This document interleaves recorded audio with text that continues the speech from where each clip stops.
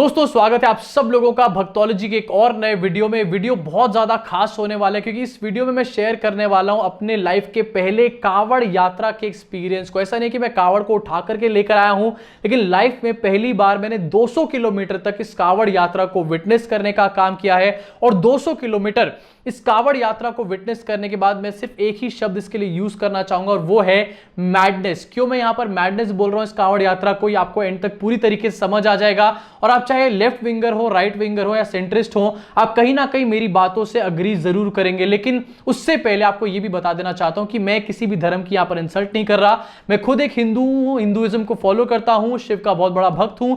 लेकिन ये जिस टाइप के शिव भक्त थे, ये डराने वाले शिव भक्त थे और इनके बारे में आज चर्चा करनी बहुत जरूरी है। इनकी रियल साइड आपसे शेयर करनी इस टाइम पर बहुत ज्यादा जरूरी है। आपकी राय क्या है नीचे कमेंट सेक्शन में साथ साथ बताते रहना। मैं शुरू करता हूं कहानी के साथ। तो भाई शुरू से शुरू करते हैं और आपको बताता हूं कि आखिरकार मैं गया क्यों था ऋषिकेश या फिर उससे आगे। तो मैं ऋषिकेश से थोड़ा सा आगे गया था अपने व्लॉग चैनल के एक शूट के लिए, जिसकी वीडियोस आपको बहुत ही जल्दी मेरे व्लॉग चैनल पे देखने को मिलेंगी। अगर आपने अभी तक सब्सक्राइब नहीं किया है तो जाके सब्सक्राइब कर लीजिए।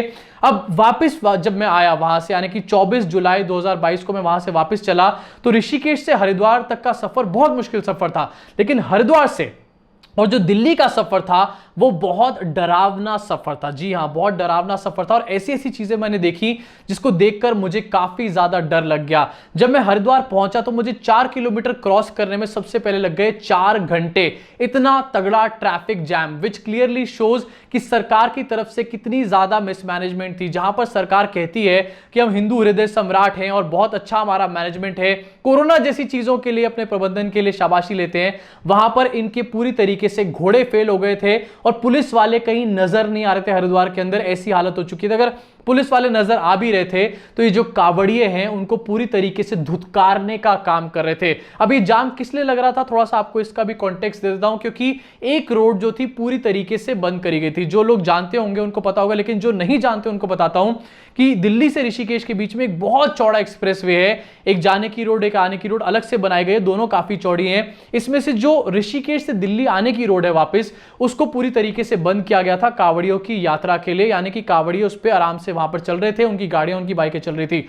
जो दिल्ली से ऋषिकेश की रोड है उस पे दोनों साइड का ट्रैफिक था और उसमें से भी जो ज्यादा भीड़ है वो कावड़ियों के बाइक की भीड़ थी। अब कावड़ियों की बाइक, इसको भी अलग से आपको समझा देता हूं। कावड़ियों की बाइक कोई ऐसी वैसी बाइक नहीं होती, ये अलग टाइप की बाइक होती है। एक ऐसी बाइक जो अलग टाइप का बवाल क्रिएट करने का काम करती है। आम बाइक जो होती है, 2 लोग उसमें बैठते हैं, आप उसमें जाके बैठ के इजीली कहीं चले जाते हैं। लेकिन कावड़ियों की जो बाइक होती है ये स्पेशल टाइप की बाइक होती है जिसमें से साइलेंसर निकाला जाता है, जिससे कि इसकी जो आवाज है, जो इसकी लाउडनेस है वो और 10 टाइम्स बढ़ जाए। और उस लाउडनेस को सुन के आप लोग, कोई भी अगर आम आदमी चल रहा हो सड़क पे, वो इजीली डर जाए। और यही इन लोगों का पर्पस होता है। बच्चे हो, औरत हो, ये इसी तरीके से अपनी बाइक से शोर मचा के और लोगों को डराते हुए चलते हैं। देखिए मैं कोई मजाक नहीं उड़ा रहा हूं, लेकिन मैं यहां पर रियल साइड आपको दिखाने का काम कर रहा हूं। और ऐसा नहीं है कि एक बाइक ऐसी थी या फिर 3-4 बाइक ऐसी थी, लाखों ऐसी बाइकें मैंने सिर्फ एक ही हरिद्वार के अंदर क्रॉस करती हुई उस टाइम पे देखी। लाखों ऐसी बाइकें जो मुझे घेर कर खड़ी हुई थी, ऐसी बाइकें जो आपको गाड़ी को टक्कर मार के निकल जाएंगी या फिर आपको टक्कर मार के निकल जाएंगे। और अगर आपने उसके खिलाफ कुछ भी चूंचा करने की कोशिश करी तो आपका ऐसा हश्र किया जाएगा कि आप सोच भी नहीं सकते। अब ये बाइकें जो है पूरी तरीके से जाम लगा करके खड़ी हुई थी और पुलिस कुछ भी नहीं कर पा रही थी। अब सबसे पहला ऑफेंस यहां पर आपको बताता हूं कि साइलेंसर को इस तरीके से निकाल कर चलना, यह अपने आप में एक इलीगल एक्टिविटी में आता है। लेकिन पुलिस इसके ऊपर किसी भी टाइप का कोई एक्शन नहीं लेती। दूसरी चीज जो मैंने देखी, हर एक ऐसी फटफट वाली बाइक पे कम से कम 3 लोग और कहीं कहीं मैंने देखा 4 लोग भी ऐसी बाइक पे सवार थे। और पुलिस जो कि आम तौर पे अगर दिल्ली या फिर एनसीआर या फिर किसी भी आप शहर में 3 लोग बैठ जाओ बाइक पे तो आपका बुरी तरीके से चालान करने पे उतारू हो जाती है। वो पुलिस जो थी इनके सामने पूरी तरीके से बेबस और लाचार थी, कुछ भी नहीं कर पा रही थी, इनका एक बाल भी बाका नहीं कर पा रही थी। और पुलिस के सामने से ये लोग ट्रिपलिंग कर करके, जैसे मैंने बताया, कुछ लोग 4-4 लोग बिग बाइक पर बैठ के निकल रहे थे और कोई भी उनके ऊपर एक्शन नहीं लिया जा रहा था। मैं पूछना चाहता हूं कि आखिरकार ये किस टाइप की शिव भक्ति है जहां पर लोगों को डराने की कोशिश करी जा रही है, जहां पर लोगों को दबाने की कोशिश करी जा रही है। हमने तो आज तक इस टाइप की शिव भक्ति देखी नहीं। दूसरी चीज, और एक ये ट्रैफिक का उल्लंघन कर रहे थे। बाइक जो है, ये फटफट बाइक्स जो है, इनको डिवाइडर्स क्रॉस कराया जा रहा था। 6-6 फुट के डिवाइडर्स इन बाइक को उठा करके क्रॉस कराए जा रहे थे और ये भी अपने आप में एक ट्रैफिक ऑफेंस है। हाईवे की पुलिस सामने खड़ी थी, वहां की पुलिस सामने खड़ी थी और वो पुलिस इस चीज के ऊपर भी कुछ नहीं बोल रही थी, जो कि क्लियरली फिर से दिखाता है कि हमारे देश में जो सेकुलरिज्म है ना, इस टाइम पर सिर्फ किताबों में रह गया है। अगर 4-6 लोग सड़क के किनारे नमाज पढ़ ले तो किस तरीके से उनको अरेस्ट किया जाता है, और दूसरी तरफ जब हिंदू धर्म के लोग या फिर जो मेजॉरिटी लोग हैं हमारे देश में, जब वो कानून का उल्लंघन करते तो किस तरीके से उनको लेट गो कर दिया जाता है। इससे ये भी समझ में आता है कि सेक्युलरिज्म जो है पूरी तरीके से खत्म होता चला जा रहा है हमारे देश में। अब तीसरी चीज, इन लोगों का म्यूजिक, जहां पर बाइकें चल रही थी, बाइक का तो एक अलग म्यूजिक चल ही रहा था, फटफट म्यूजिक, इनका उसके अलावा डीजे सिस्टम्स भी थे जो ट्रॉलियों पे थे, ट्रक के ऊपर लगे हुए थे और 6-6, 8-8 फुट के इनके स्पीकर्स लगे हुए थे। इसमें कोई भक्ति के गाने नहीं बज रहे थे। मैंने भक्ति के गाने सुने हैं, मैंने भक्ति के गाने गाए हैं, उनके रागों पे प्रैक्टिस भी करी है, लेकिन इनके जो गाने थे वो भक्ति के नहीं थे, बल्कि लोगों को अगेन डराने वाले गाने थे। ऐसे ऐसे भी गाने थे जिसमें चिल्लाने की भी आवाजें आ रही थी, औरतों की चिल्लाने की, लड़कियों की चिल्लाने की आवाजें।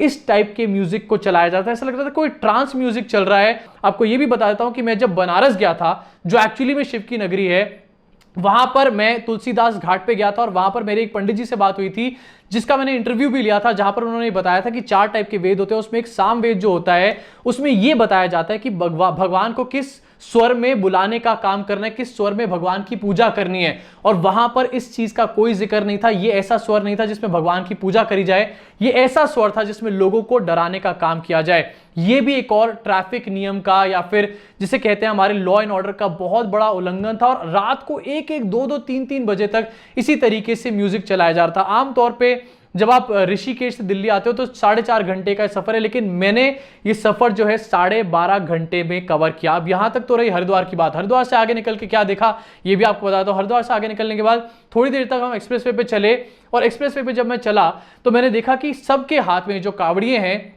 इनके हाथ में काले रंग का एक डंडा है, एक अलग टाइप का डंडा है, शायद लोहे का डंडा था, और उसको ये लहराते हुए हर जगह लोगों को डराते हुए चल रहे थे। भाई तुम रोड के बीच में चल रहे हो, पीछे से कोई हॉर्न बजा रहा है, उसको भी तुम उस डंडे से डराने का काम कर रहे हो। और ऐसा नहीं कि बड़े बड़े या फिर 30-40 साल की उम्र के लोग ऐसा कर रहे थे, 15-15 साल के लड़के इस तरीके की हरकत कर रहे थे, और जो साफ ये दिखाता है हमारे को कि आने वाला फ्यूचर हमारे देश का किस तरीके का होने वाला है। ये चीजें थी जो मैंने एक्सप्रेसवे तक देखी। उसके बाद एक्सप्रेसवे पूरी तरीके से खत्म हो गया। उसके बाद आगे कच्ची सड़कें, गांव की सड़कें, खेतों के बीच की सड़कें।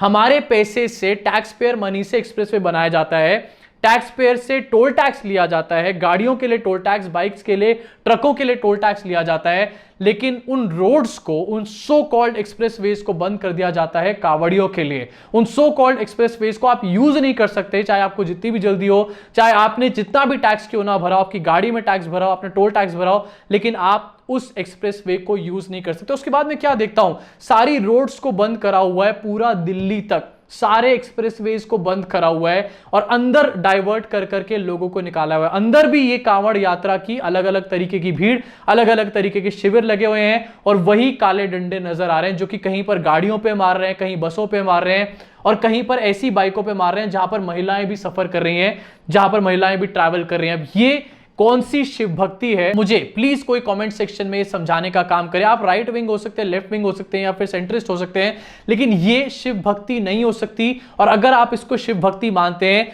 तो आप दुनिया, आप देश को और हमारे धर्म को बदनाम करने का काम कर रहे हैं, उसके अलावा और कुछ नहीं। ऐसा यहां पर बिल्कुल नहीं बोल रहा हूं कि 100% कांवड़िए इसी तरीके के थे, लेकिन दोस्तों 90 to 95% जिन लोगों को मैंने देखा वो इसी तरीके के हुड़दंगे लोग थे, और कांवड़ यात्रा के लिए नहीं बल्कि हुड़दंग मचाने के लिए निकले थे। मैं यहां पर किसी तरीके का पैरेलल क्रिएट नहीं करना चाह रहा, ना ही मैं किसी धर्म को इंसल्ट करना चाह रहा हूं, लेकिन इस तरीके का जो एटीट्यूड है ना, मैंने रिसेंटली अफगानिस्तान में देखा था, जब अफगानिस्तान को ओवरटेक कर लिया गया था, आपको याद है उस टाइम पर किस तरीके से कुछ फोटोज और वीडियोस को दिखा करके हमारे देश में हिंदू धर्म के लोगों को डराया जा रहा था। लेकिन सच्चाई ये है कि हिंदू धर्म के लोगों को भी आज की डेट पे कुछ एक्सट्रीमिस्ट जो हैं उसी लेवल पर पहुंचा चुके हैं। आप मुझे कमेंट सेक्शन में कमेंट करके बताने का काम करिए, क्या इसको हम लोग शिव भक्ति बोल सकते हैं? क्या शिव जी इस सब को देखकर खुश होंगे?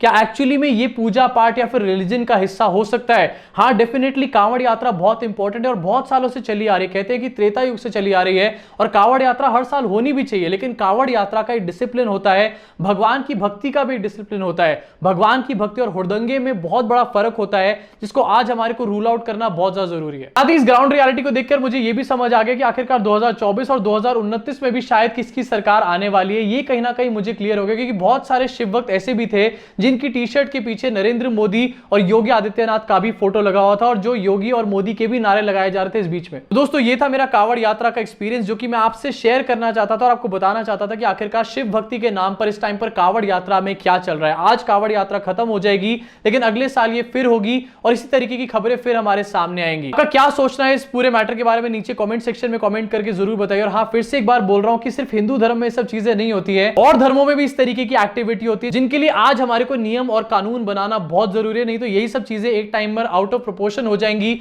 और हमारे देश के लिए एक बहुत बड़ा थ्रेट बन जाएंगी। अभी के लिए दोस्तों इस वीडियो में सिर्फ इतना ही। मुलाकात होगी आप सब लोगों से इस चैनल के अगले वीडियो में।